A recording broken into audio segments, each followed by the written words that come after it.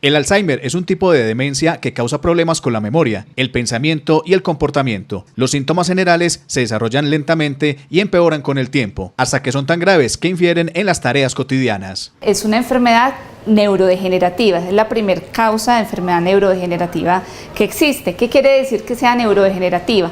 Que las células del cerebro las células del cerebro sabemos que son las neuronas. Esas neuronas van como involucionando y van como perdiéndose poco a poco. Y se pierden de una manera selectiva en algunas partes del cerebro. Todos sabemos que nuestro cerebro ya tiene como unas funciones establecidas. Cada parte del cerebro pues tiene una función que maneja nuestro organismo. En el caso preciso del Alzheimer se van dañando todas las neuronas que están en el lóbulo temporal.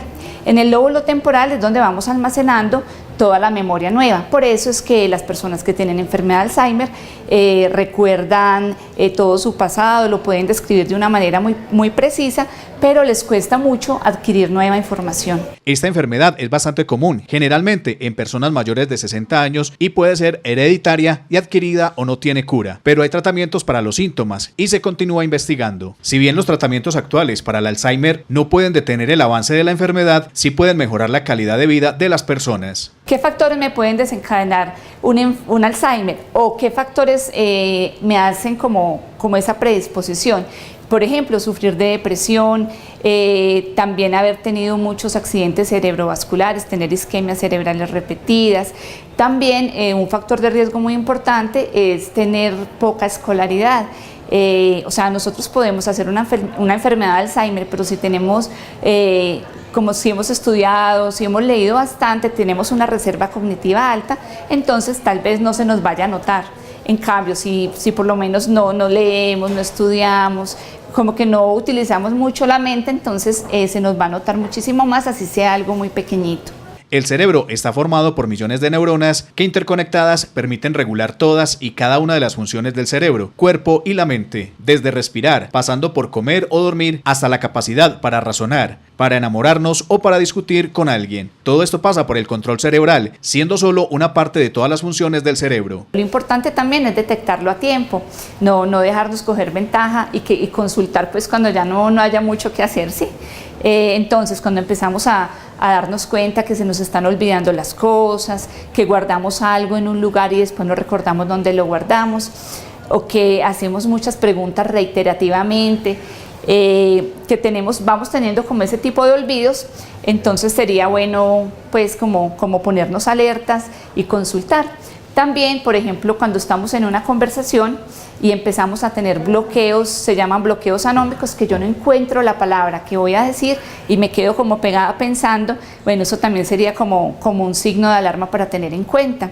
O si por lo menos me cuesta mantener el tema en una conversación, o a veces, o sea, la misma persona que está presentando esto casi no se da cuenta, pero sí sus hijos, sus nietos, sus familiares.